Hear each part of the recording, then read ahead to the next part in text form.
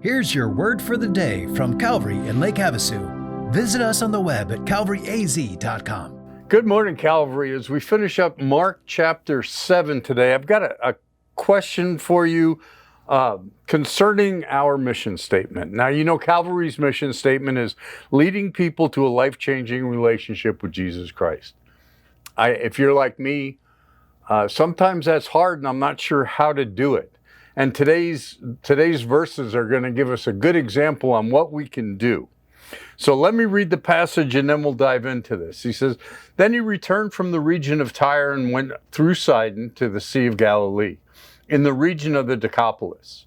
And they brought to him a man who was deaf and had a speech impediment, and they begged him to lay his hand on him. And taking him aside from the crowd privately, he put his fingers into his ears, and after spitting, touched his tongue. And looking up to the heaven, he sighed and said to him, Ephphatha, that is, be opened. And his ears were opened, his tongue was released, and he spoke plainly. And Jesus charged them to tell no one, but the more that he charged them, the more zealously they proclaimed it. And they were astonished beyond measure, saying, He's done all things well. He even makes the deaf hear and the mute speak." So if you're having a hard time leading people to a life-changing relationship with Christ, let's use these people as an example. If there's someone you're praying for, or someone who knows they have a problem but they're not sure what to do with it, help them out. Bring them to church. Bring them Monday night to celebrate recovery.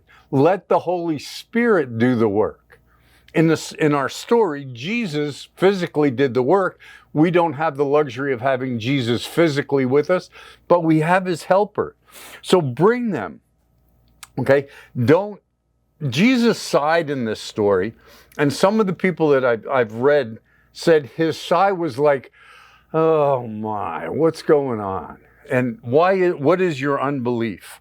And he kept it up. And if you're in denial and you're not realizing what kind of a problem you have, or your friend is not realizing what kind of a problem they have, they're going to be in denial until Jesus does something.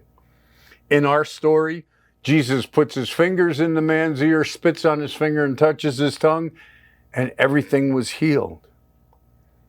And that's so amazing that Jesus does that. If you come on Monday night, you will see years upon years upon years of recovery from things that people have been dealing with all their lives that only Jesus could take care of. And then they want to go talk about it. And Jesus says, no, wait a minute, be humble. And they say, no, we're going to go talk about it and what you've done. And they do it zealously. Zealously means you're not stopping.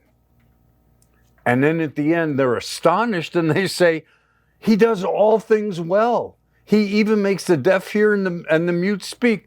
Why are they so astonished? This is the creator of the earth, the creator of you and me, who has fixed the problem, which is where we go when we need something fixed, to the creator. He can and he will fix us. All we have to do is ask. So ask today, will you, Calvary, and have a great day.